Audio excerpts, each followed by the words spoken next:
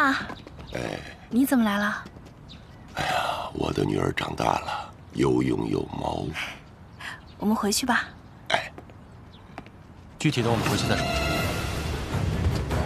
不行！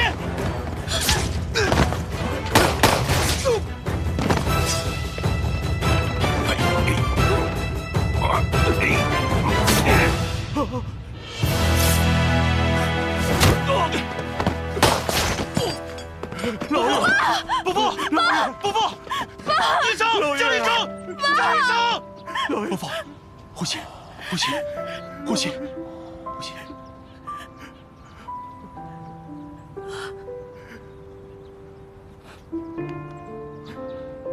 伯父，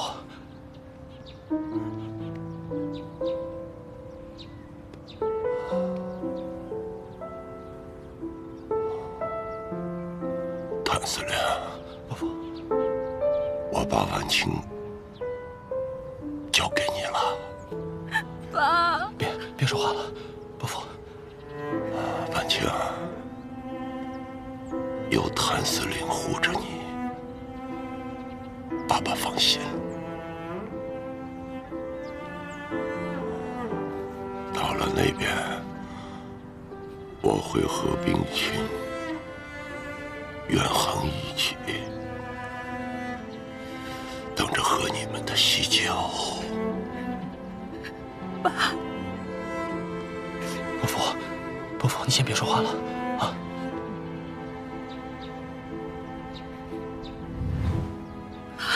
爸，老爷，爸，你醒醒吧！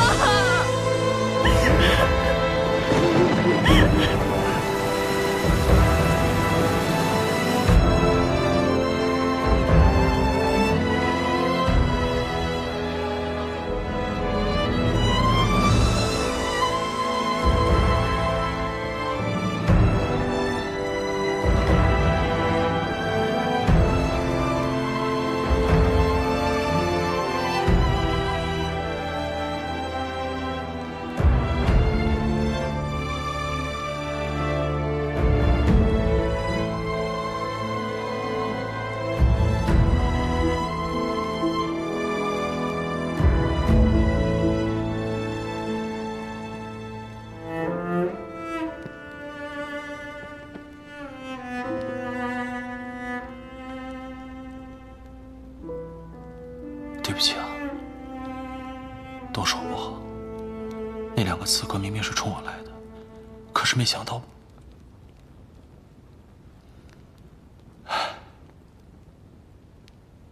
不怪你，不然爸爸也不会把我托付给你。婉清，婉清，我不想再等了，我想每时每刻都陪在你身边，保护你，照顾你，一刻都不让你离开我。我们结婚吧，完成你爸爸的遗愿，好吗？可是爸爸才刚走，我还在守孝。我知道，穆伯父的仇我一定会报。但是他也说了，在那边等着喝我们的喜酒。我们别让他等太久，好吗？司令，那个下人的身份已经查到了，谁？是越城人，应该是徐伯钧的手下。我就知道是他。在北京的时候有日本人护着，我就没干掉他。这次我一定要杀了他，我去杀了他！不是，司令，你干什么？我要去杀了他。他能乔装去北京，我就不能乔装去越城吗？这次我一定杀了他！哎，司令，你冷静点，穆老板已经死了，徐伯钧肯定有了防范。韩森，你给我滚开！今天谁拉我的不好使？不是，司令，司令，那杀了我之后呢？你还能活着回来吗？爸爸才把我托付给你，你现在自己就要去寻死。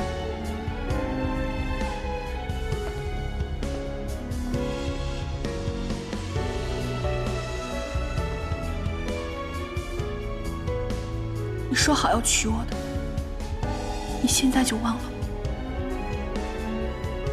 我没别忘。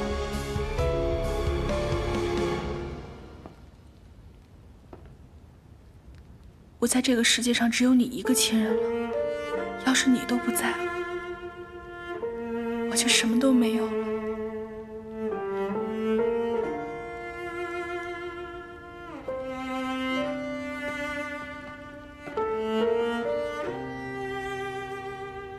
对不起，我以后不会了，不会再让你担心了。对不起。10年前的仇我们已经报了，这一次迟早也会报的。好。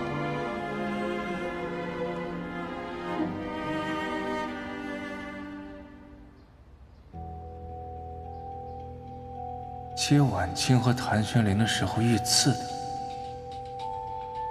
这到底是怎么回事？少帅，你要的资料。徐远在吗？好几天没见着了。我们排查了穆家所有的下人，目前没有发现可疑的。看来只有婉清在外出的时候派人保护还是不够的，家里也不安全。让老夫挑几个靠谱的兵，进驻穆家，一定要保证婉清的安全。哦，对了，廖先生刚才来电话，他昨天已经从北京到达上海，就住在理查饭店。他说想约您抽空一起见个面。好，这次能扳倒徐伯君，多亏廖先生帮忙。你帮我告诉他，我处理完穆家的事，立马去找他。哦，还有，香港那边来电话，说是穆婉婷买了回上海的船票，并且胳膊上还缠了黑纱，应该是要回来奔丧。我答应过闵大成，会关照他。如果他真的只是回来奔丧的话，不必为难他。这次本来很有希望得手，谁知穆老板横插一杠。穆志远这把老骨头，他知道自己活不了多长时间，所以他就一命换一命，想给穆婉清留个靠山。谭玄林这小子拿下了裴勋的委任状，又拿下了穆婉清，难不成这上海成了他一个人的天下？督军，您看我这次要不要亲自再去？不，谭玄林一定要除掉，但不能由你出手。我现在辞官下野，闭门思过，就是为了挽回我们徐家的声誉，以图东山再起。如果你这次失手，裴勋肯定会拿来大做文章，那就前功尽弃了。那我们就眼看着什么都不做。其实，还有一个人是最不希望看到谭玄林得势的。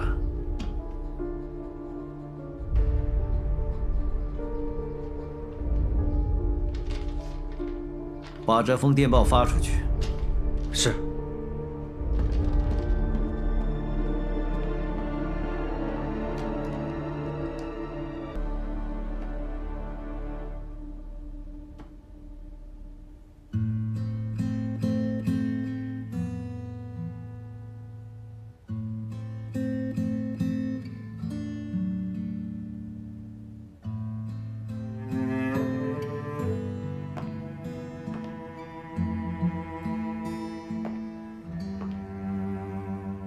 姐姐，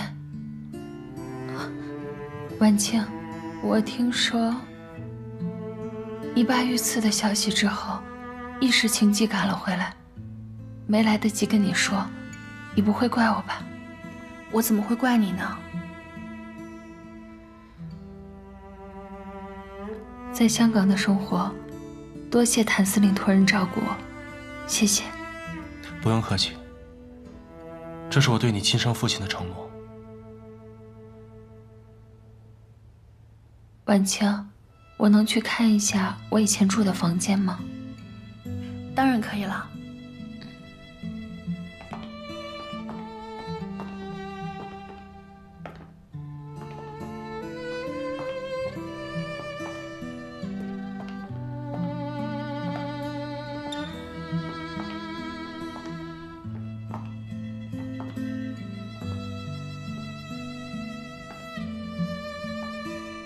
要是这些家具你喜欢，我可以送到你现在的住处。不必了，我看看就好。以前的事情都过去了，以后有什么困难尽管和我开口。你和谭司令也好事将近了吧？是啊。恭喜你们。既然你已经祭拜过穆伯父了，不如先送你回去。这里相册还有一些我母亲的照片，我想带回去。请便。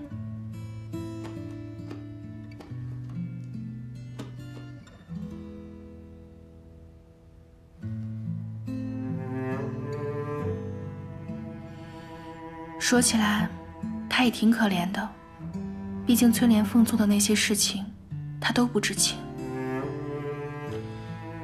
所以崔莲凤付出了性命的代价，而他只是失去了交行的资本。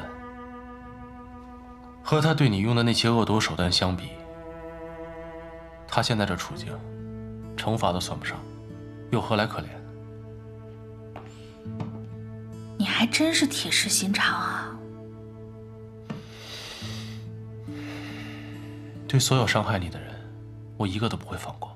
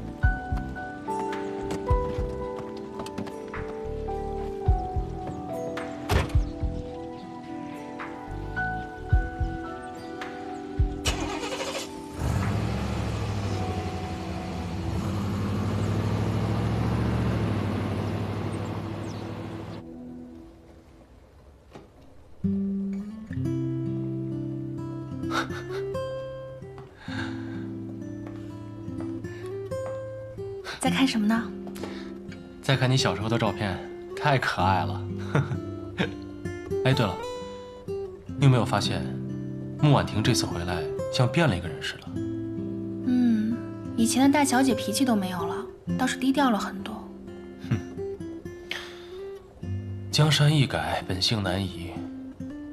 我觉得，她没可能这么短的时间就洗心革面，你还是小心为好。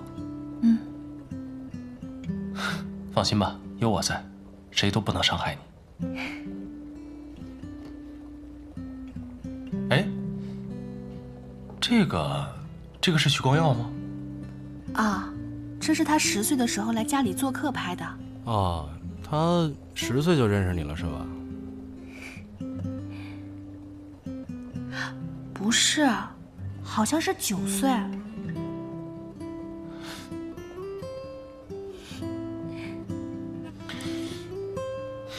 认识早有什么用？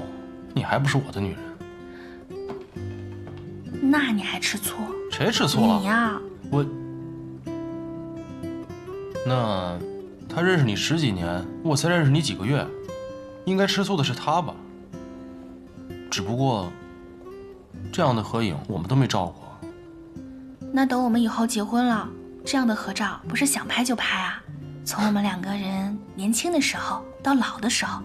然后我们有孩子有孙子，我们每一年都照全家福，好不好？好啊，那我们这一辈子每时每刻都把它记录下来，好吗？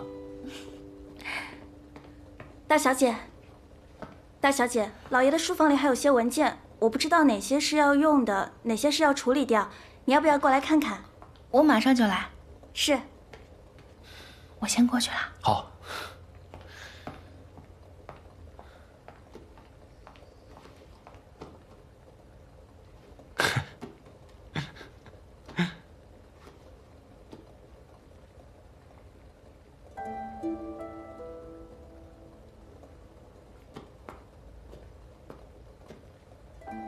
谭司令。哎，方叔，这个木工是什么时候跟他们合的影啊？哦，这是当年老爷押货的时候雇的白俄洋枪队。白俄洋枪队，木工还雇个洋人呢？啊，老爷是听人说，洋枪队的枪法特别神，说是一个能顶4、5个。那时候兵荒马乱的，又是打仗又是马匪的，找几个能干事的也踏实点不是？什么枪法这么神呢？这洋人吹牛的吧？哎呦，还真不是吹牛的，洋人的子弹特别厉害，那个都是什么开花弹，一枪下去能削掉半个身子。这是当年从你父亲伤口上取下的弹头，这些年我一直留着，也许你能用得上。开花弹。谭司令，你还有其他事吗？方叔，当年木工走的是哪条路啊？这么不太平。那是10年前，是罗督军和徐伯钧正打得不可开交，老爷押了徐伯钧的军用物资回上海，到了江浦啊就走不动了。前面江上那2军打了起来，老爷一看没办法，就从江浦上了岸，走了陆路。幸亏找了这个洋枪队呀。前面就是江浦，你们原地扎营休息，等灵儿病好了再走。我跟雨儿押着辎重先走。是。方叔，我还有事，先走了。好。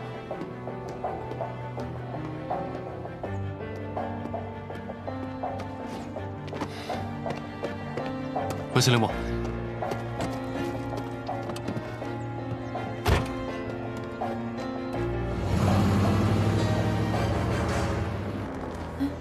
玄灵人呢？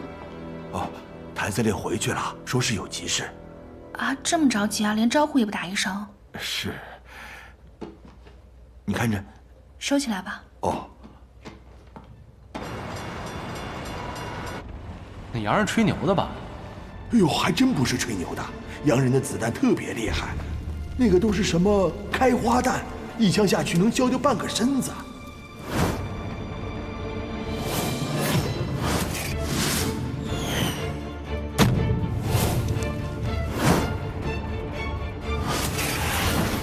谭司，丽茶饭店。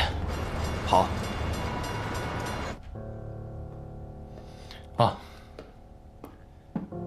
谢谢。我看你这脸色不太好，是不是最近处理穆老板遇刺的事情累着了？我没事。你用穆家旧案逼徐伯钧下野，他一定不会轻易放过你，你自己小心点。是我疏忽了，但是我已经把徐伯钧的眼线挖得差不多了。他想对我动手也没那么容易。那就好。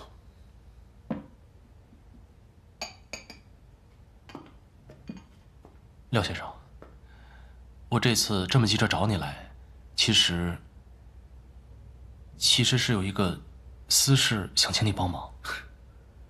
跟我还这么客气啊？有话直说。我知道您在使馆区颇有人脉。是否听说过有一支白俄洋枪队？白俄洋枪队？对，他们的枪法神乎其神，而且10几年前就声名鹊起了。他们是靠保护生意人赚取佣金的。当年俄国10月革命之后，有一些当时的俄国军官逃入中国，他们其中确实是有一些重操旧业，赖以谋生。你怎么突然间想问这个？穆伯父当年也雇佣过一支白俄的洋枪队，他们用的是开花弹，而且最巧的是，他们和我爹同一时间到过江浦。我明白了，但是玄林，这个世上有很多巧合之事，也许并不是你想的那样。是，我也希望是巧合。可是廖先生，我是刚刚知道此事的，我现在脑子特别乱，我不知道该去找谁，所以，我只能想到您了。你放心，只要当年的这些人还活着，我一定帮你找到。多谢廖先生，那我就不打扰了，谢谢。玄林，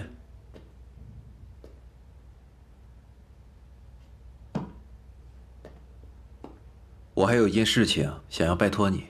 您说，您这次来上海有什么需要，尽管跟我说。之前在北京使馆弄了一批军火，现在装上了一艘英国货轮，可那帮英国人怕死，不肯运往前线，最远只能运到上海，所以我想请你帮忙，让这批货在上海中转，发往广州。没问题。我现在已经基本算掌控了上海。以后，要是运军火还有药品，可以直接通过上海中转。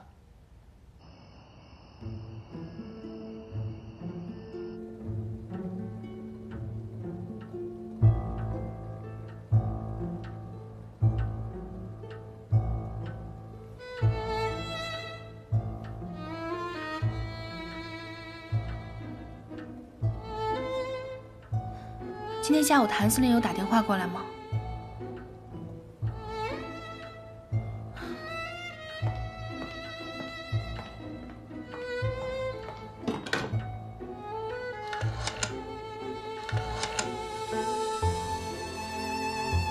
请接司令部。请稍等。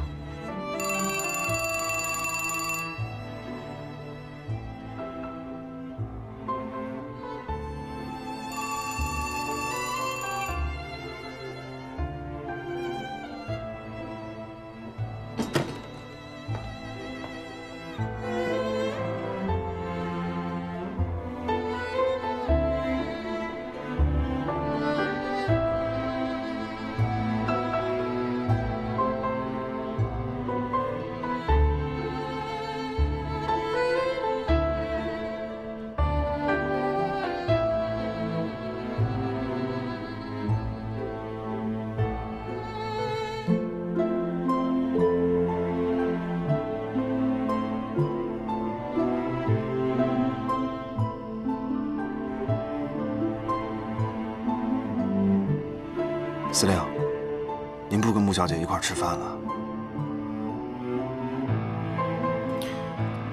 不吃了。为什么？回去吧。行。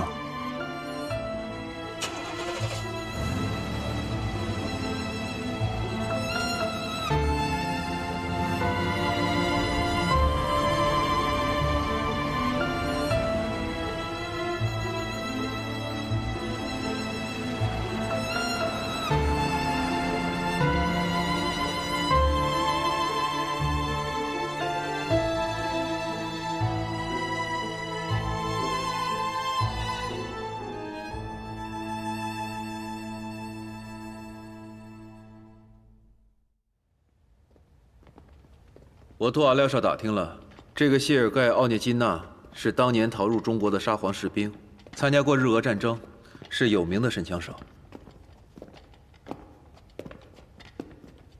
在门口守着。好。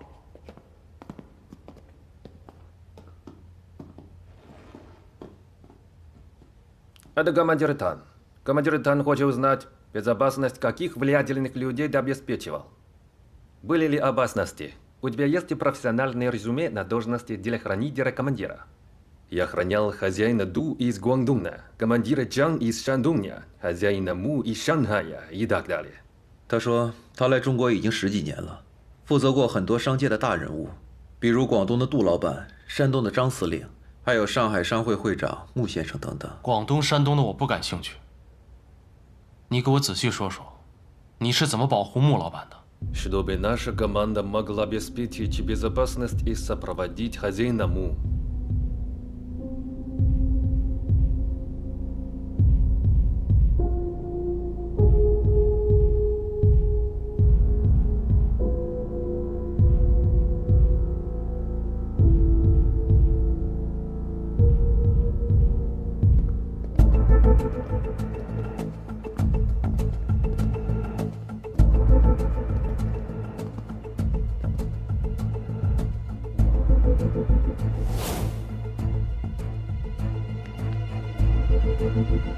他说，他们当时从江浦上岸的时候，发现了另一伙军人。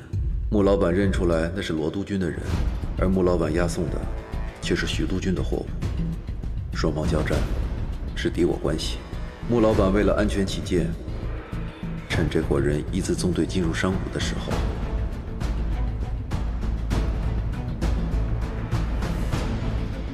下令开枪，无人生还。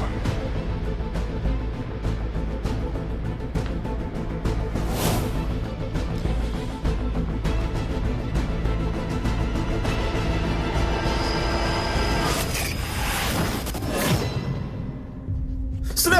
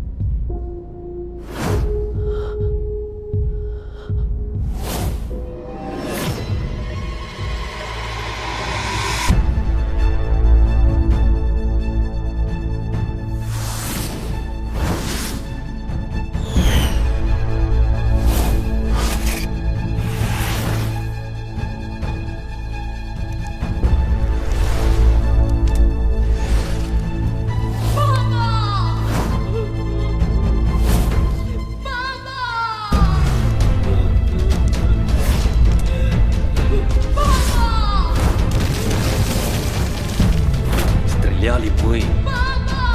Стреляли мы. Стреляли мы. 大哥，是我。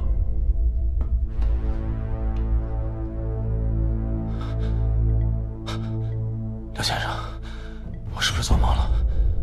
脉跳得这么快？司令，您可吓死我们了！您在梦里一直在喊老司令。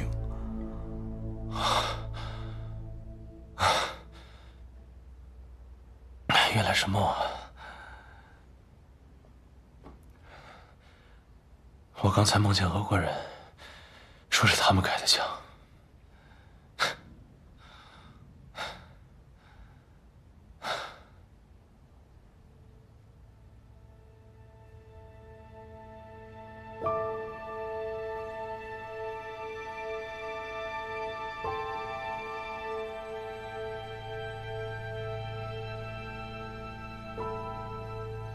原来不是梦啊！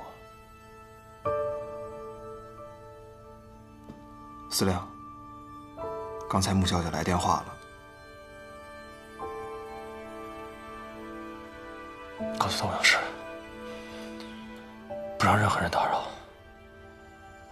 可是穆公馆还在筹备你们的婚礼啊，那他打电话过来就是让我休息一会儿，你们先出去吧。司令，出去！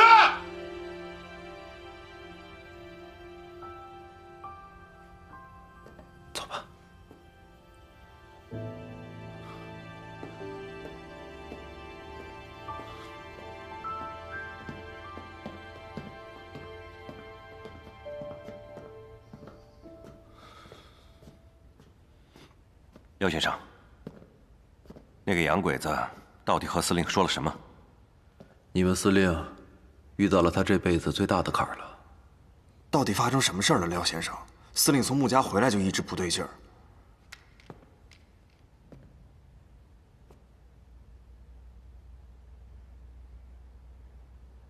还是别问了，他想说的话，自然会告诉你们。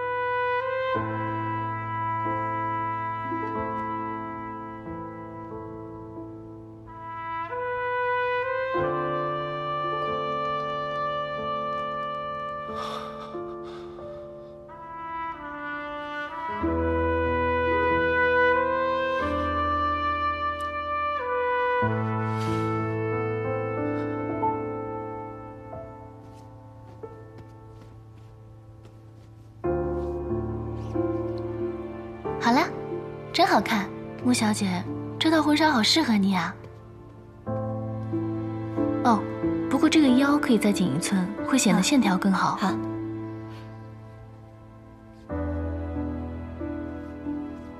顾小姐，你们公司有没有男演员和玄灵身高相仿？为什么问这个？再过2天你就是司令夫人了，还追男明星啊？我哪里追什么男明星？只是今天要试礼服，但是玄灵人也不知道去哪儿了。还有这个，打电话到司令部也没有人接，我就想找人替他试一试。奇怪了，小叔叔答应的事情从来都不失约的。是啊，以前徐伯君天天盯着，坐在火药桶上也不失约，也不知道现在怎么了。没事，你先别多想，也许他临时有事耽搁了呢。耽搁了倒不怕，我就怕他有事瞒着我。那你怎么不去问他呢？他说让我无条件相信他，我要是追问他，倒是显得我小题大做了。要不，还有这里，我替你去找找他，看看他到底在忙什么。也好，你替我去问问他，是不是碰到什么不开心的事情了？好。通常小叔叔心情不好的时候，不是在司令部睡大觉，就是在靶场打枪。我去看看吧。别着急啊。顾小姐，苏少帅回来了，在门口找您。他回上海了？那我先去了。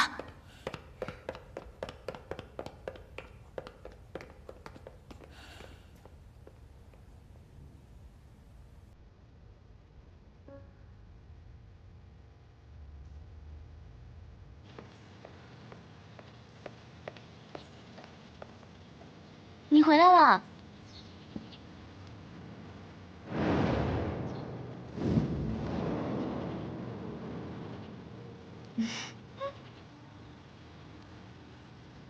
干嘛冲我敬军礼？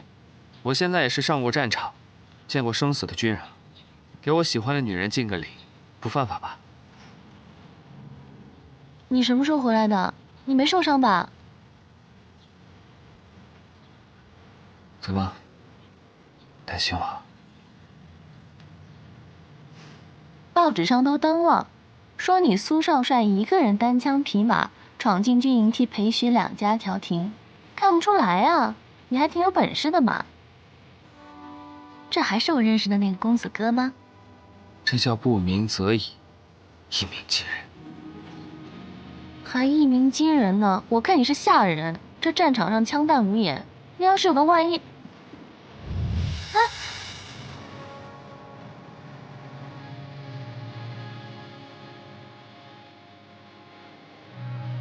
没有万一。我说过的，我最珍贵的东西都在这里，我一定会回来的。原来你是回来取东西的，我今天忘带了，下次再给你。不去，就一辈子都留在这里，好吗？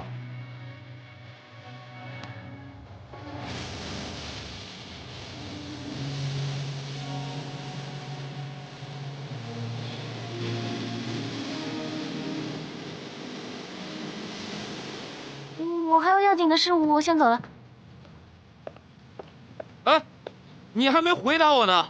我今天晚上在你家楼下等你，记得给我答复。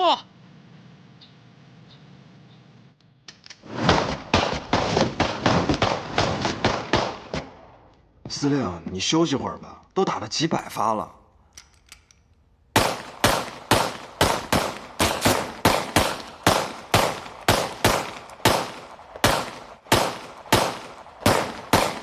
双儿小姐，你快劝劝司令吧，我怎么说都不听。好。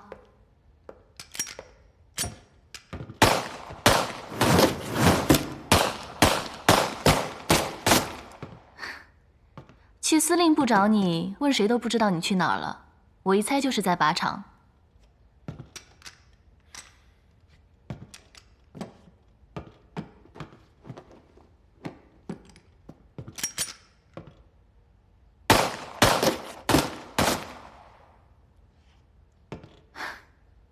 怎么样？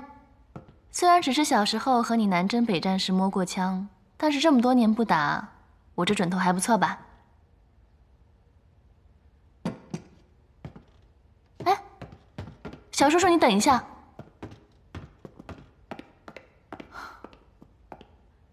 你和穆小姐之间到底怎么了？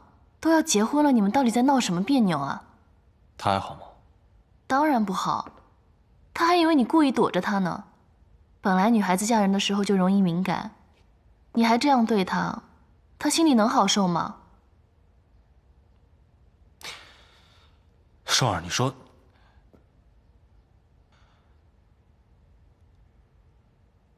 算了，你帮不了我。哎，司令。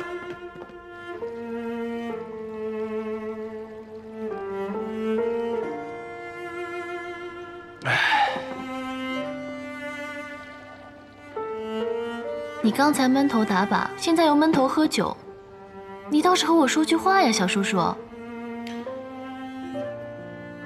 不知道该怎么说。这么多年，我还没见你喝这么多过，这到底发生什么事了，让你难成这样啊？双儿，你知道这个混老天干什么了吗？他给你一块蛋糕，却掺杂着砒霜。你说，我吃还是不吃？什么一块蛋糕一口砒霜的，什么意思啊？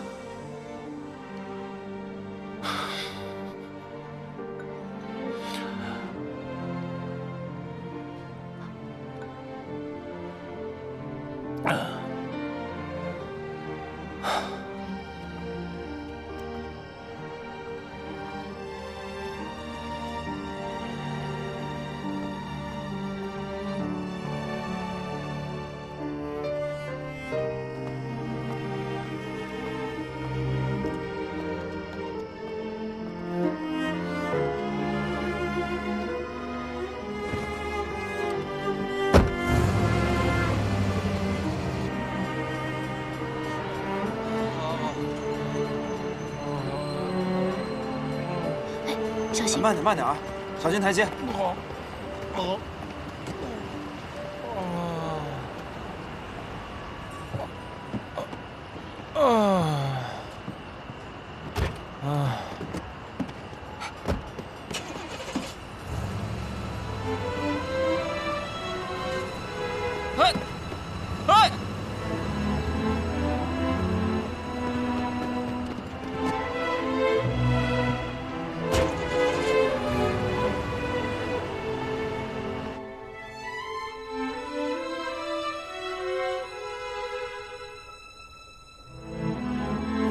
通常小叔叔心情不好的时候，不是在司令部睡大觉，就是在靶场打枪。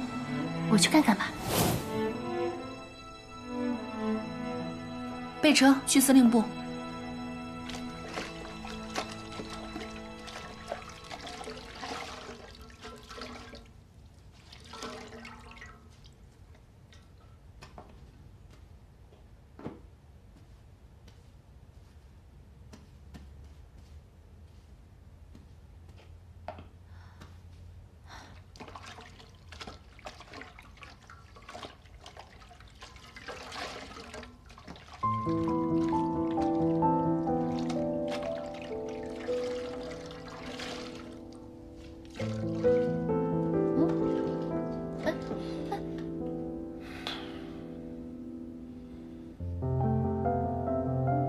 我知道你难受啊，可是万晴，我心里也难受，我不知道该怎么面对你。我本来以为我们之间不管遇到什么问题，都能一起解决。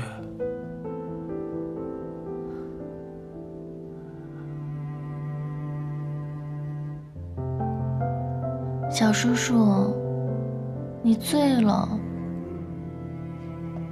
哎，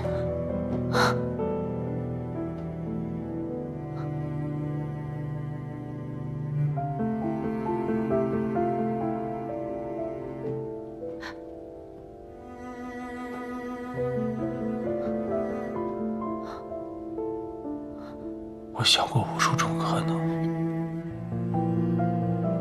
不管不顾的去跟你在一起，但是我每次想到这儿，我的心就很难过。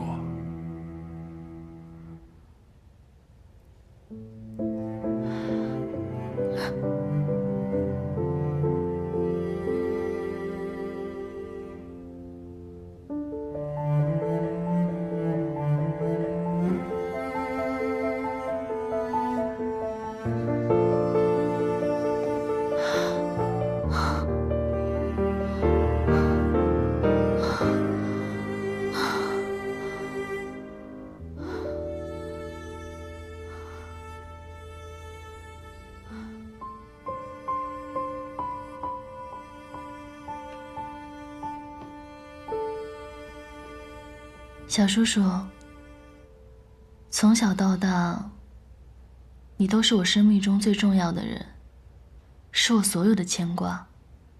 以前我真的想过，这辈子就这么不远不近的陪在你身边。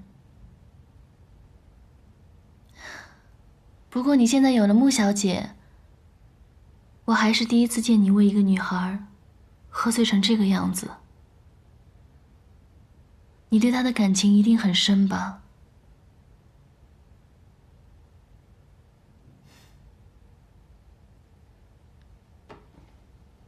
你们两个呢，很般配。你以后一定要好好对她。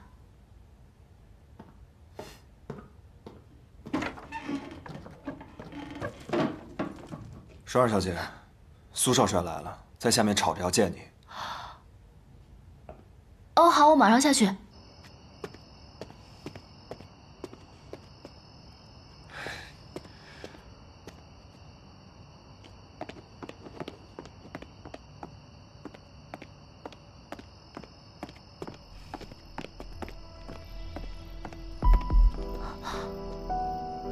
对不起啊，晚上你约我的事，我给忙忘了。你跟我说今天下午有事要忙，就是陪那个姓谭的花天酒地、醉生梦死是吗？你说什么呢？我小叔叔不是这种人，我也不是这种人。你以为谁都跟你一样吗？跟我一样？他配吗？我至少不可能要在结婚的时候和别的女人纠缠不清，更不可能不顾及你的名誉，孤男寡女共处一室。我和小叔叔是一家人，是亲人，我们没有你想的那么龌龊。一家人，一个姓谭，一个姓顾，你告诉我是一家人。来，你现在就把那个姓谭的给我叫下来。我倒要问问他，马上就要和穆婉清结婚了，为什么要招惹我苏红琛的女人？你给我下来！那个，谁是你的女人了？你自己认的，我可没认啊。报也报了，坠子也收了，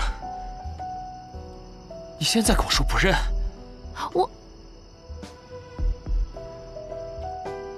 报是你要报的，坠子也是你塞给我的，我凭什么要认？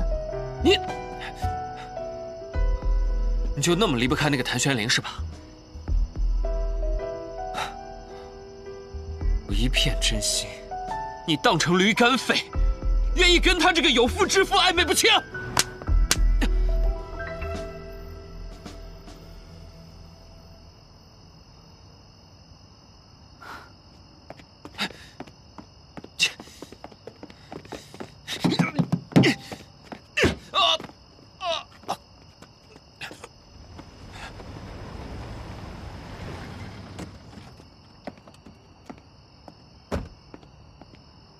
你来的正好，我告诉你啊，赶紧去管管你家那个沾花惹草的未婚夫。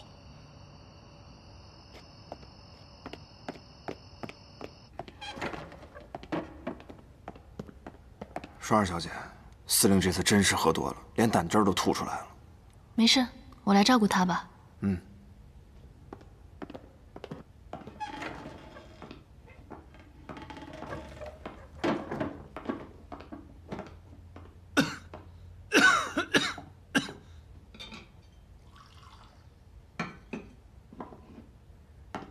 小叔叔，你醒了。哎，穆小姐，那个我们司令已经睡了，你有什么事儿明天再说吧。哎，穆小姐，哎，穆小姐。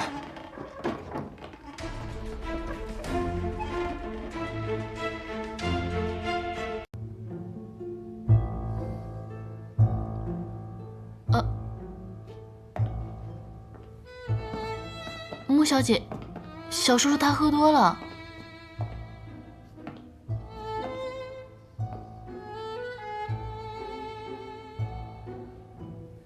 顾小姐，真是麻烦你了，你先回去休息吧，我来照顾他。哦，好。哎，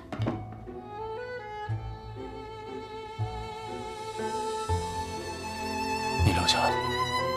啊，小叔叔。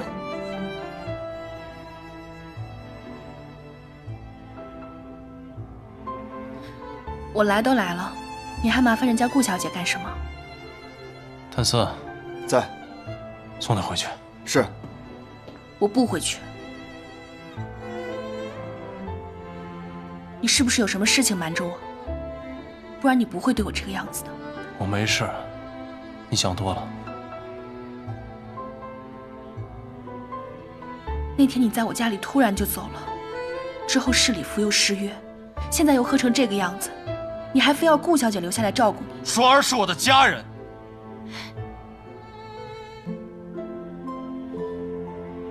难道只有你能不眠不休地照顾你青梅竹马的徐光耀，就不能我亲手养大的双儿照顾我吗？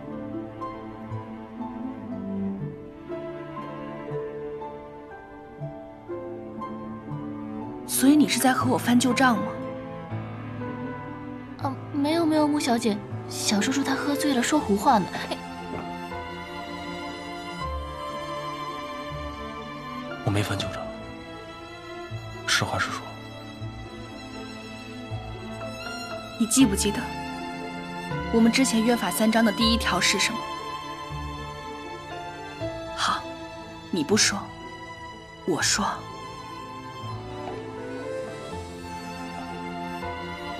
第1条就是。 既然互相合作，就要彼此信任。信任个屁！你半夜闯到我办公室来，不就是不信任我？我没有不信任你，我是真的想留下来照顾你。如果你一定要顾小姐留下，可以，我可以走，但你得告诉我理由啊。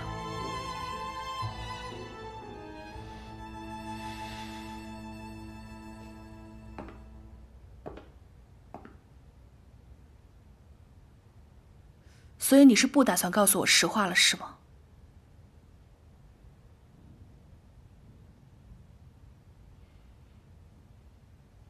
你曾经告诉过我，真正的信任是在彼此看不到的地方，依然选择相信对方。所以这一次，我还是相信你。我相信你突然的冷淡是有原因的。 但如果我们还有机会成为夫妻，我希望你能让我看到你的一切。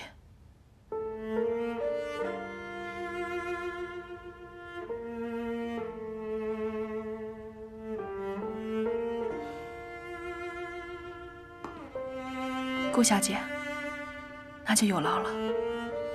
我。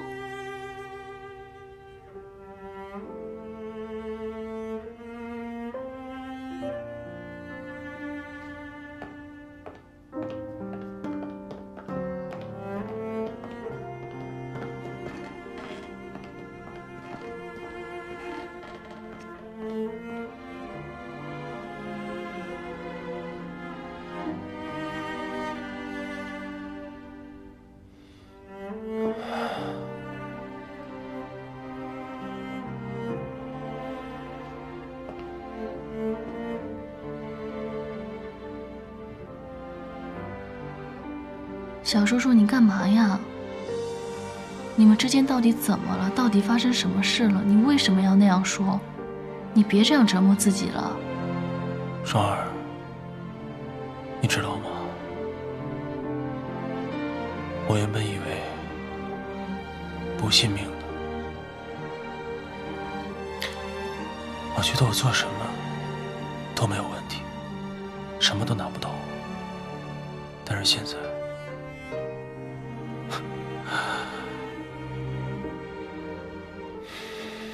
你走吧，我睡了。那你好好休息。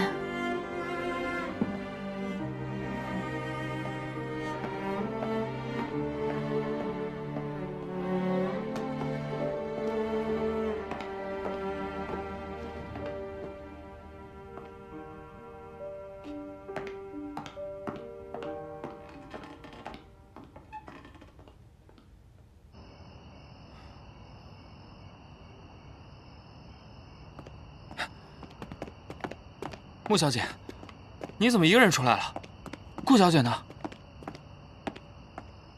顾小姐要照顾谭司令，恐怕没有时间见你。穆婉清，你有没有搞错？他谭玄龄还没跟你结婚呢，这就敢吃着碗里看着锅里了？你就这么惯着他？顾小姐和谭司令是亲人，用不着你来说三道四。完了完了！你是彻底被那个谭玄龄给洗脑了吧？我和谭司令之间更用不着你来说三道四。穆婉清，你怎么这么不识好人心呢？谭玄龄他什么人？他是一个马匪土包子，你一个弱女子能拿捏得住吗？你当初为了他拒绝了光耀，现在他原形毕露，你不仅自作自受，还连累了我。要是顾小姐对你有意，会用我来连累你吗？你不可理喻。她这么做肯定是有她的原因，你放心，他们俩之间不会有事。这叫没事？孤男寡女共处一室。我说没事就是没事，我有这个自信，难道你没有吗？自信，我当然是有的。那就赶紧回去，别把事情闹大，否则你和顾小姐更没有戏。不可理喻！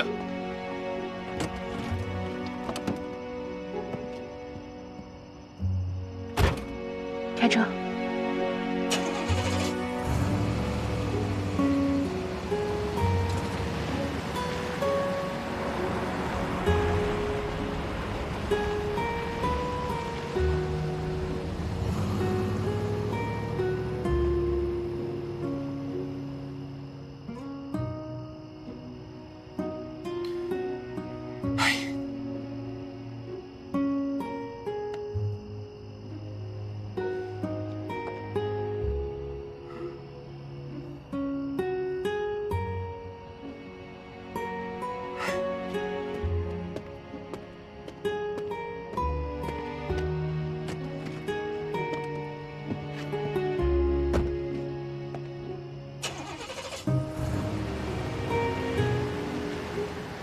你说我是你的女人，我心里面还是挺开心的。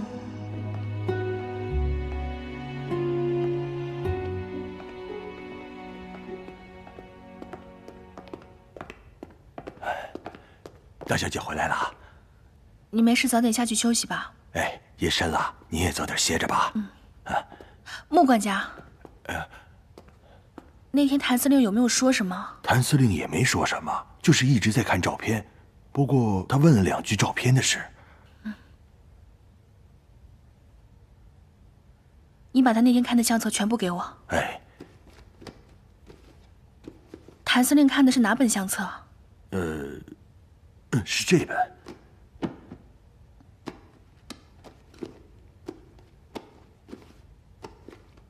他看的哪张照片？就是老爷年轻时押货时的一张照片，是和洋人一起拍的。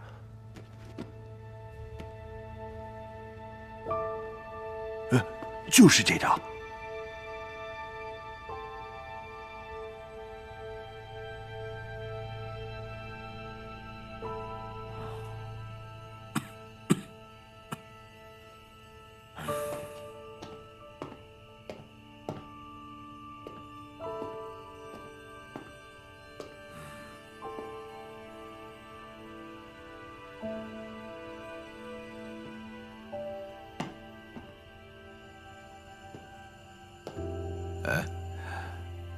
什么事啊？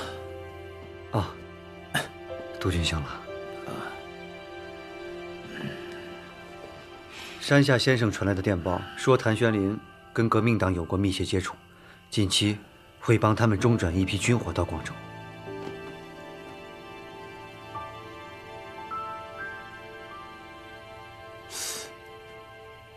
消息可靠？山下先生在理查饭店安插的眼线，消息千真万确。这可是通敌大罪，让北京政府知道了，死罪难逃。哼，谭玄林呐，你可真是自作孽不可活。大小姐，顾小姐来了。顾小姐，快过来。穆小姐，我今天去找小叔叔，看他实在心情不好，就陪他喝了几杯。你别怪我啊。我怎么会怪你呢？我谢谢你都来不及。要不是你陪着他，他一个人喝酒，我也放心不下。真的？你不怪我就好了。哦，对了，我刚刚问了谭四，他说这2天小叔叔经常和一位姓廖的先生见面。你说这几天他这么反常，会不会和这位廖先生有关啊？廖先生？在这尔虞我诈、血雨腥风的年代，会把我们每个人都裹在其中。倾巢之下，焉有完卵？没有谁能够独善其身。是他？你认识他？顾小姐，这个廖先生的身份呢，非同寻常，你一定不要掺和他的事，也不要去打听。可是，听我的，知道了吗？哦。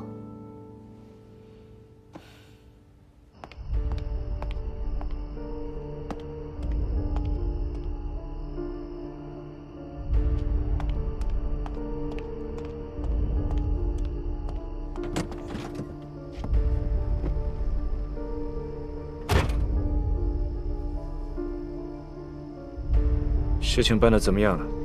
照片我已经找出来了，也放在了明显的位置上。我猜，谭玄林应该已经看到了。我们要的是确切的消息，不是猜疑。他们又不让我回穆公馆，我怎么可能时时刻刻盯在那儿？找个借口，进门去试探一下，最好想办法留在穆婉清的身边。谭玄林看了照片，他不可能对穆婉清还这样的风平浪静。我可以去帮你们试探，但是你们真的能替我搞垮谭玄林和穆婉清，帮我夺回穆家的财产吗？我们的能力不容你质疑，只要你按照我所说的完成，你就会是穆家以后的掌门人。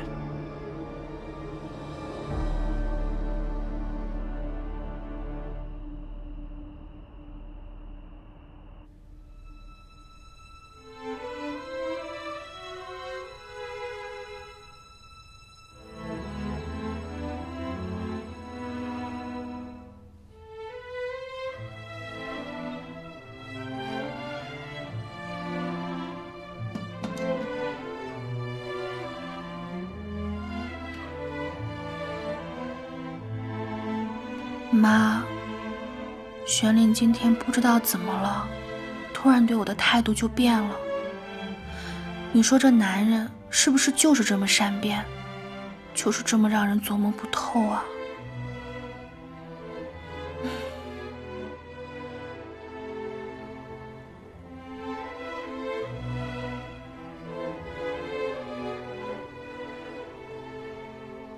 你曾经告诉过我，真正的信任是在彼此看不到的地方依然选择相信对方，所以这一次我还是相信你。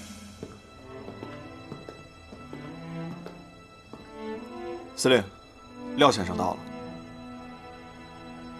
廖先生，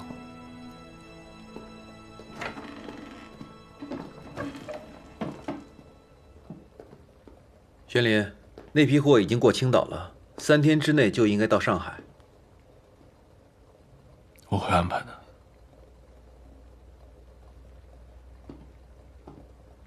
那你跟穆小姐的事情，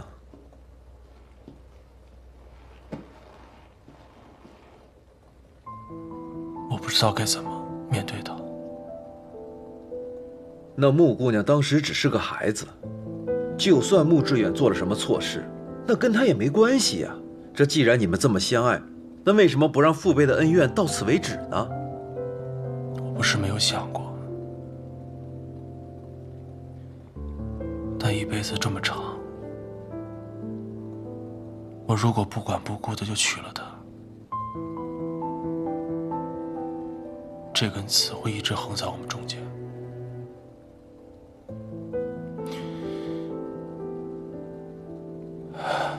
我怕我会伤害她。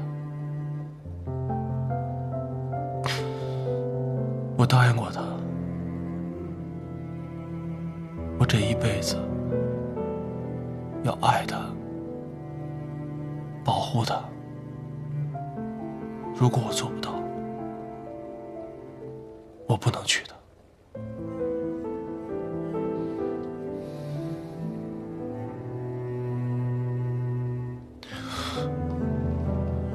廖先生，能不能帮我一个忙？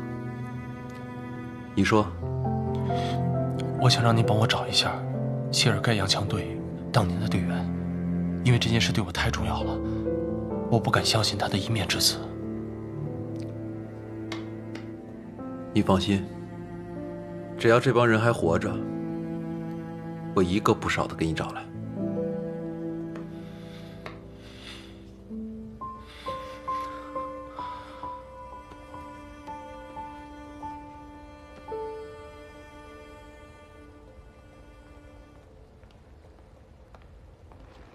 婉婷来了，婉清，坐。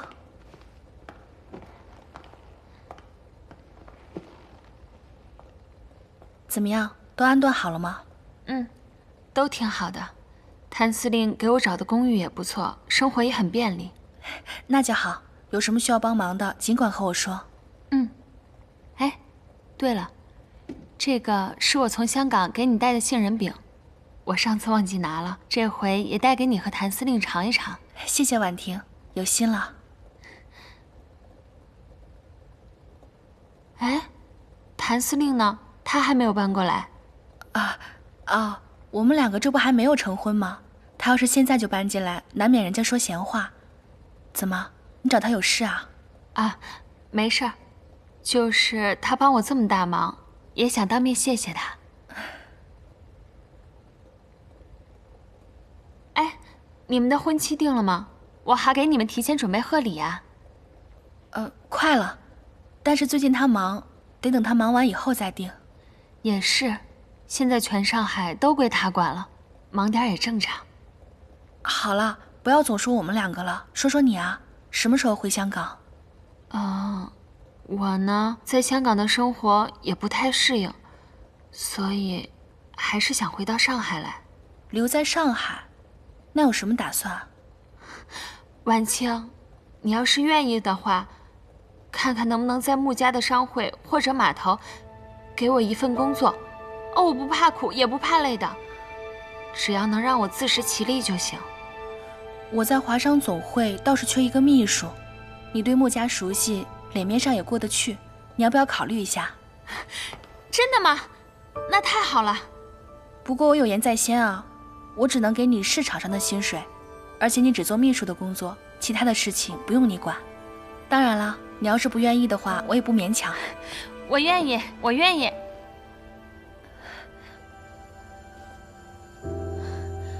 婉清，太谢谢你了。没事。